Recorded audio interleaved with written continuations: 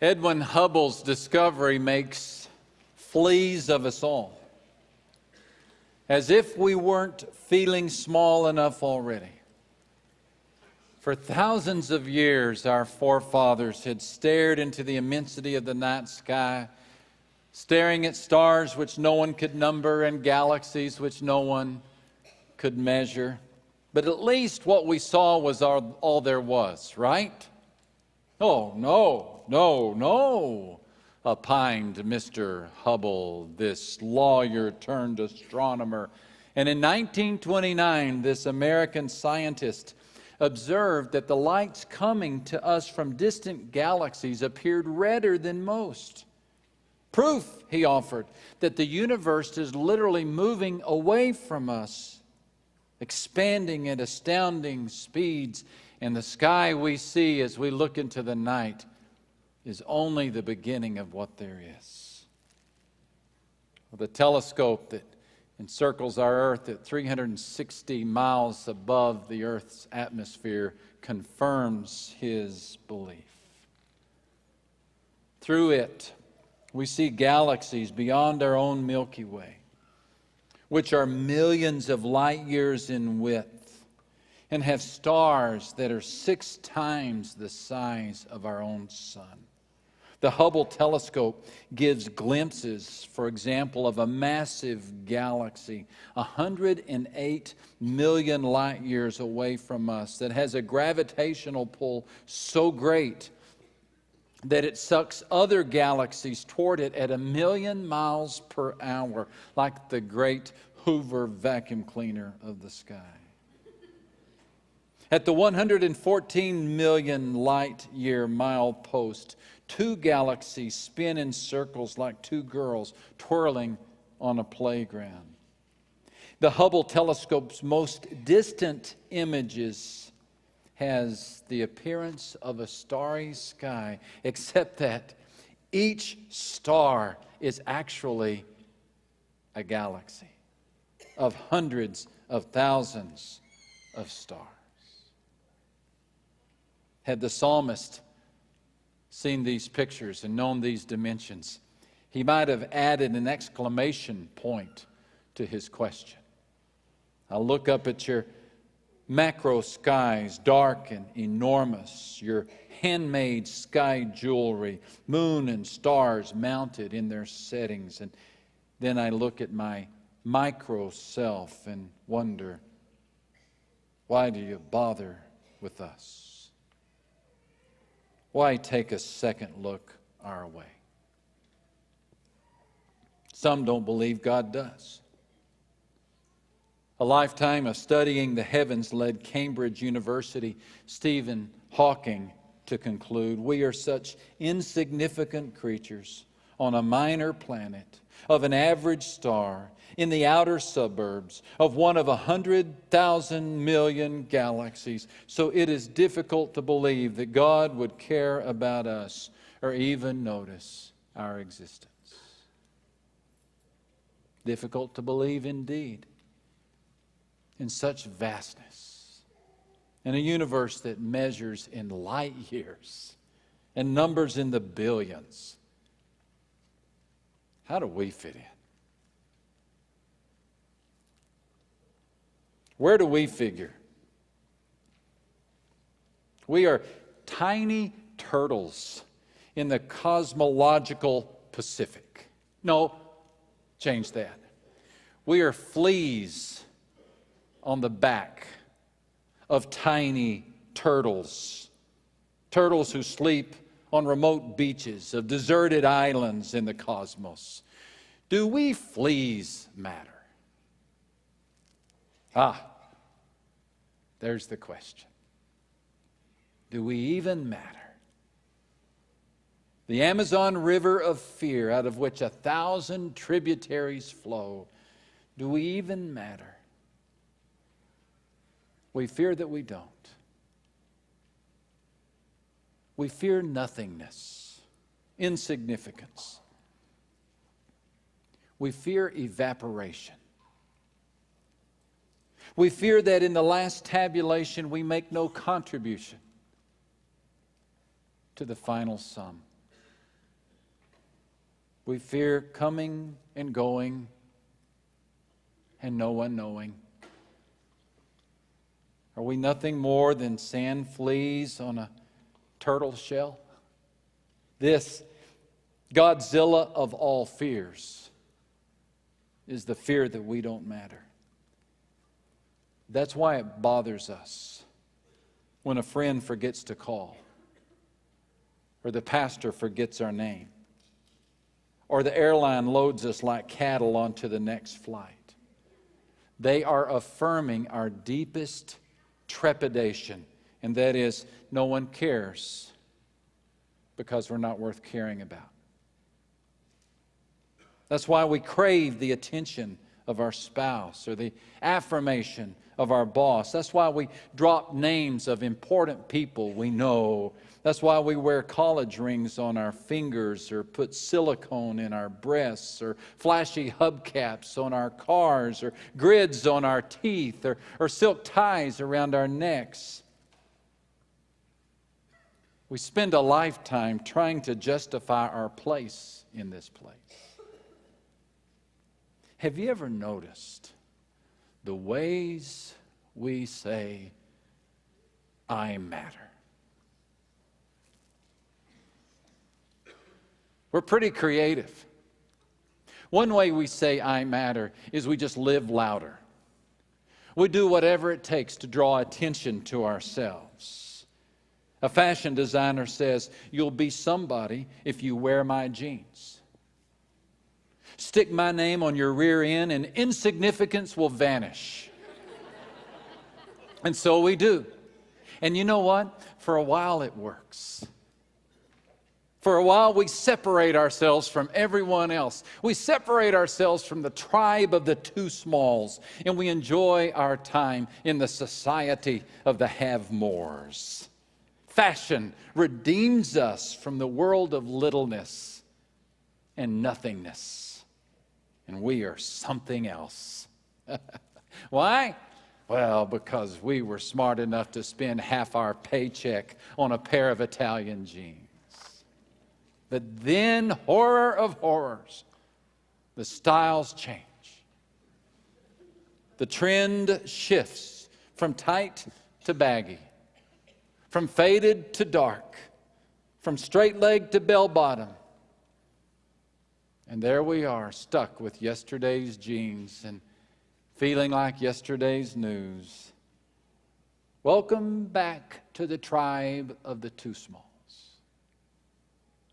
So we try another strategy.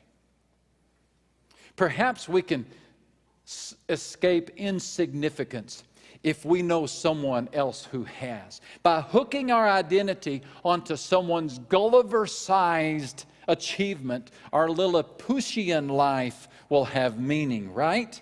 How else can you explain this crazy fascination that all of us have with either superstars or rock bands or sports franchises or athletes? I'm among them. I'm an unabashed fan of the San Antonio Spurs. And when they play basketball, it's as if I play basketball. And when they win, I dare to shout with 100,000 other San Antonians, we won! We won! Yet how dare I make such a statement? Did I even sweat a bead of perspiration? Did I attend one practice? Did I scout one team? Did I contribute one coaching tip? No. I would if they asked me. But I'm too insignificant. I'm too old, too uncoordinated. Still, I hook my wagon to their rising star. We won. Why? Because for just a moment, it lifts me up out of the tribe of the too smalls. It momentarily elevates me. It grants me status. Connect to someone special and become someone special, right? That philosophy motivated my fourth grade friend Thomas to keep Dean Martin's cigarette butt in a jar next to his bedside. Now, I just want to see who in this audience has ever heard of Dean Martin. Raise your hand. Well, good. I'm not as old as I thought I was. Dean Martin crooned his way into the heart of 1960s America via the television and the radio and nightclubs. You remember, he shared that thin air celebrity status with Sammy Davis Jr. and Frank Sinatra. And we plebes, we small people, could only view from a distance such nobility. Thomas, my fourth grade friend, however, he could do much more. When Dean Martin graced our little West Texas town by playing in a charity golf tournament, Thomas and his father attended and followed Dean Martin in the gallery. And when Dean Martin threw his cigarette butt on the grass, guess who was there to pick it up and keep it in a jar so all of his friends could see? Oh, I will never forget that moment that we gathered in Thomas's bedroom and stared in amazement. We beheld the holy stogie. And we knew Thomas, and Thomas touched Dean Martin's cigarette butt. And by virtue of several generations removed, for just a moment, we were all special. And we told people we had seen it too.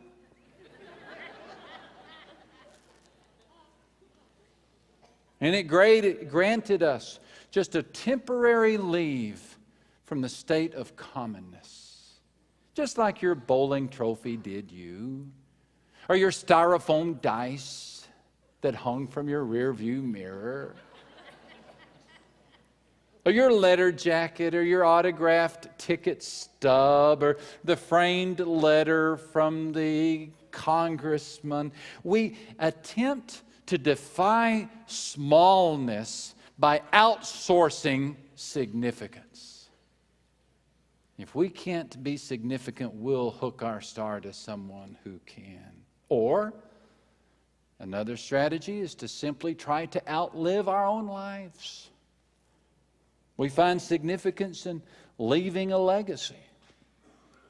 When the billionaire realizes that he's going to run out of years before he runs out of money, what does he do? What did we just read that Bill Gates did? You establish a foundation that will long live after you're gone and will mention your name always in good light. And I'm confident that there's much altruism in this, but there's also a hunger for something significant. We have kids for the same reason. Giving birth to others gives meaning to ourselves. I think giving birth to children is a far more noble effort at significance than showcasing Dean Martin's cigarette butt. But I think there's still some of that. You see, our thinking goes like this. One day when we die, they'll remember good old dad or sweet old mom, and we will extend our lives via theirs. We will validate our existence via the lives of our children. Italian jeans, rabid fans, Dean Martin's cigarette, foundations, family. We do whatever we can to say that we matter. What matters is that we matter. We're forever trying to prove Bertrand Russell wrong. He was the fatalistic atheist, that may be a redundant phrase, who concluded, I believe that when I die, my bones will rot and nothing will remain of my ego.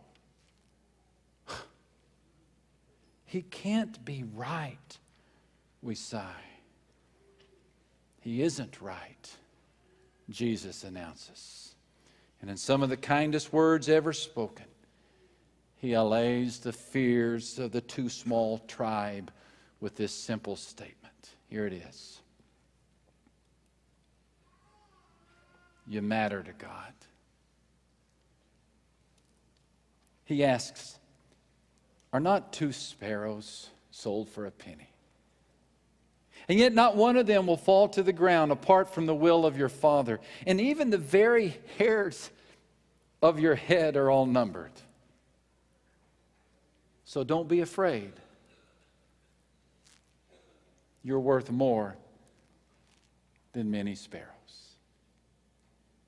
We're looking at many of the occasions in the Gospels where Jesus said, don't be afraid. How curious that he, in the context of saying you are worth more, precedes it by saying, don't be afraid. Reminding us of this Godzilla of fear that says you aren't worth anything. He says, oh no, don't be afraid. And he uses these three elements, sparrows, a penny, and hair, to make his point. Could he have selected better examples of insignificance than sparrows, penny, and hair? No one, not even those of you men with expanding bald spots, are numbering your hairs. If you are, we've got therapy for you. No one inventories their follicles. No one posts tiny number signs adjacent to every single curl or lock. We monitor other resources. We know how many dollars we have in the bank, or how much gas we have in the tank, or how many pounds we have on our body. But hair on the skin, am I wrong on this? Raise your hand, please. You won't embarrass you. Does anybody know how many hairs are on your body? God does. That's Jesus' point. And that is, he knows you even better than you know you. The very hairs of your head are numbered. So are the sparrows in the field, Jesus says. He says, "Are not two sparrows sold for a penny?" In the days of Jesus, a penny was the smallest coin in circulation. It was worth 1/16 of a denarius, which was the daily wage for a common worker. One such penny would buy 2 sparrows. In other words, everybody could own a couple of sparrows. Everybody could. No matter what your wage was, everybody could own a couple of sparrows. But I'm thinking that the original hearers of this comment from Jesus thought to themselves, but why would they? What in the world would you want a sparrow for? What good do they do? What purpose do they serve? What goal do they accomplish? And the very reason that we can ask questions like that about sparrows is the reason Jesus used them. Because sometimes we feel as worthless as sparrows. Don't we? Sometimes we say, what good do I do? What goal do I accomplish? What value do I bring? In Luke's gospel, I think you'll like this. In Luke's gospel, Jesus carries this just a step further. He adds a sentence. He says, "Are not 5 sparrows sold for 2 pennies? And not one of them is forgotten before God." Now remember, one penny would buy you what? 2 sparrows. But here he says, 2 pennies will buy you how many sparrows? Whoa. Apparently the seller throws the 5th one in for free. Jesus says, God even knows the 5th sparrow. The one that gets thrown in for free. Here, you buying 4? Here, take another. God knows that one. I would suggest to you that our society today has its share of 5th sparrows. People who feel thrown in. Disposable, dispensable, worth less than a penny. And you'll find some of them sleeping beneath cardboards on the sidewalks, or living beneath tin roofs in shanty towns. You'll find bargain basement souls serving life sentence in maximum security cells, or selling sex on street corners. You know, you'll find a whole flock of 5th sparrows in a Chinese orphanage for the deaf and the mute. But because of the kindness and good teaching of a missionary, some of these 5th sparrows are doing much better. China's one-child system has a way of, as you know, winnowing out and weeding out the weak. Males are selected over females. Healthy are more valuable than the impaired. In that culture, can you imagine the feeling of Chinese children who cannot speak or hear? They're relegated, they're put aside in orphanages. And everything about their existence says to them, you don't matter. But when someone tells them they do, the result can be overwhelming. Chinese missionary John Bentley is going to be here this coming Wednesday night to give us a report of the Christian efforts he's a part of to reach out to those who are victimized by the earthquake. I hope you'll come back this next Wednesday night. But he sent me an email. That's at 7 p.m., by the way, this Wednesday night. He sent me an email recently in which he explained how deaf orphans in the Henan province were given a Mandarin translation of the children's book, You Are Special. It tells the story of the wooden person in the village of wooden people and how villagers would stick stars on those who did well and dots on those who did not. And Punchinello, the main character, had so many dots that people gave him dots for having too many dots. And then he met his maker, Eli, and Eli affirmed him and told him to disregard what others say. And he said, I made you, and I don't make mistakes. And Punchinello had never heard such words, and when he heard those words, he began to change. Children in this Chinese orphanage apparently had never heard such words either. And I'm going to let John Bentley tell you what happened, reading from his email. When they first distributed these books to the children and staff of the deaf school, the most bizarre thing happened. At a certain moment, everyone started crying. I could not understand this reaction. To us, it's a great children's book that portrays the idea of a loving creator in a subtle way. But Americans are somewhat used to the idea of positive reinforcement. Everyone is special in their own way.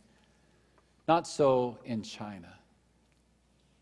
And particularly not for these children who are virtually abandoned and considered valueless by their natural parents because they are born broken.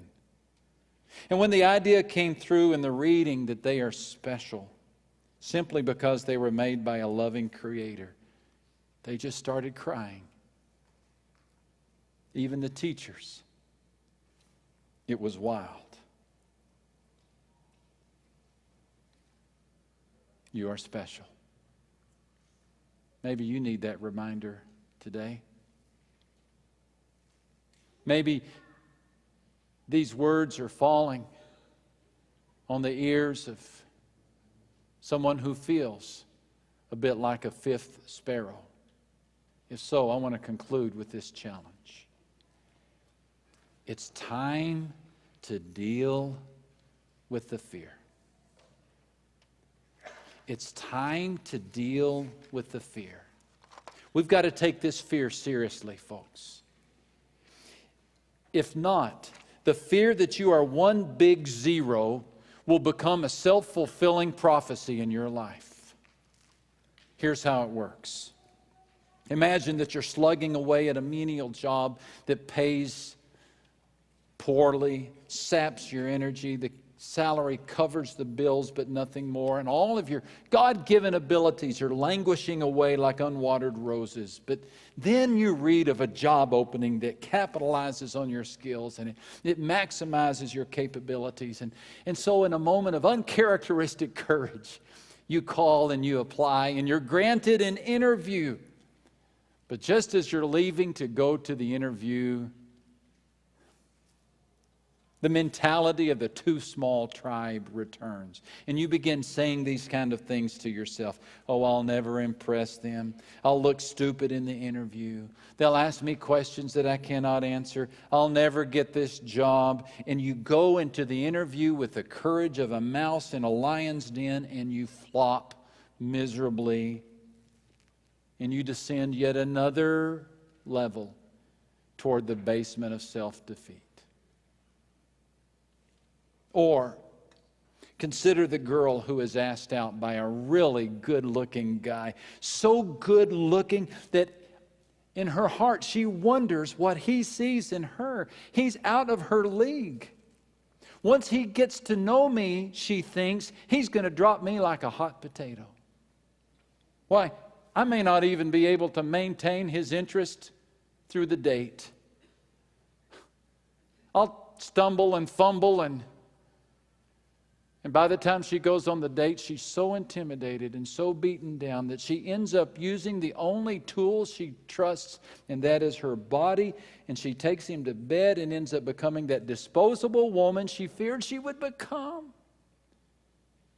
The fear of insignificance is a self-fulfilling prophecy. It launches us into a downward spiral in which we finally become that very small person that we feared we would. You know, if a basketball player stands at the foul line about to take a foul shot, and he keeps telling himself, I'll never make this shot, I'll never make this shot, I'll never make this shot, guess what?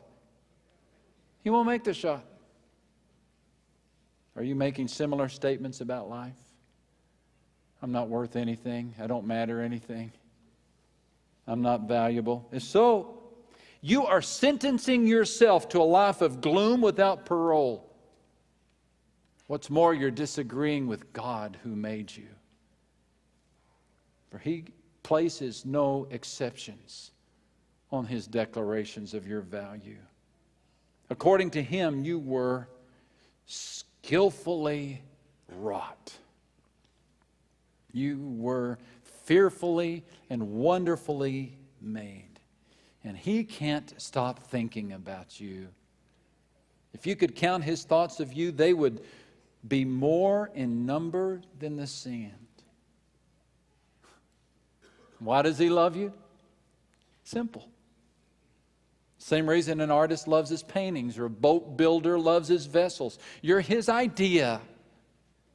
And you know what? You're His best idea. Paul said, we are God's masterpiece. We are God's masterpiece. And He has created us anew in Christ Jesus so that we can do the good things He planned for us long ago. Now, you know what? You matter to God. And the fear that you don't is a fear you can overcome. But it is a bad habit that's going to take some time.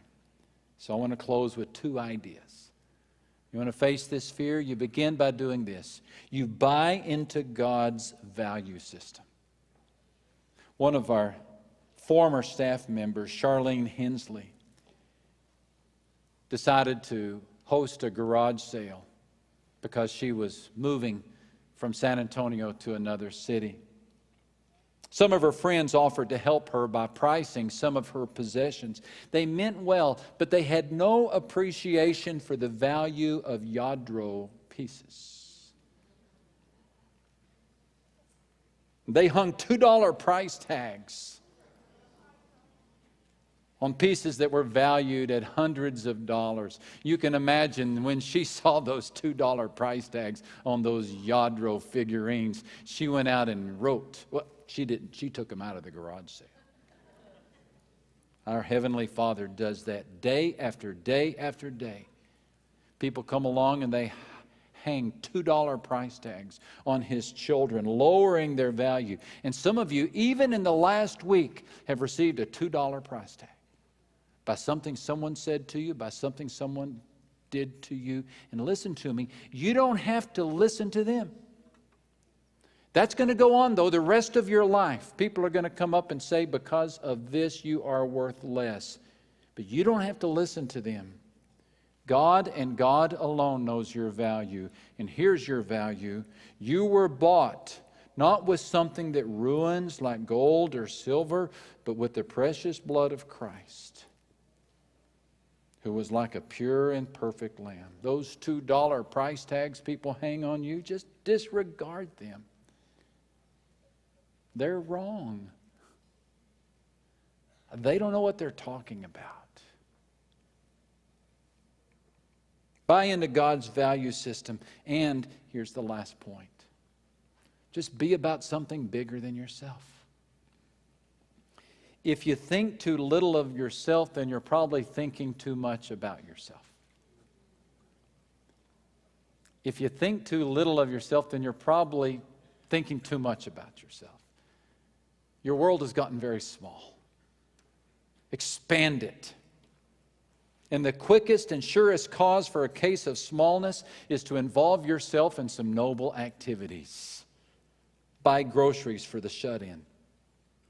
Teach literacy to the immigrants. Raise money for a water well in Zimbabwe. And then cash in all your flight miles and go help drill it. Dedicate your life to raising the greatest children in the history of humanity. Ask yourselves two simple questions. What is wrong with the world? And number two, how can I be a part of the solution? Do you see a world full of poverty? Then stir generosity. Do you see pain and confusion? Then find truth and share it. Does your heart hurt at the sight of fatherless children or lonely elderly or a polluted planet? Then roll up your sleeves and make a difference. We were created by a great Creator to do great works. For we are God's masterpiece. And He created us anew in Christ Jesus. Why? So that we can do the good things He planned for us to do. Now that's a verse to keep in mind the next time you look into the night sky. We are God's masterpiece. For as beautiful as the stars are, they are not called God's masterpiece. You are. And that should make you feel very special.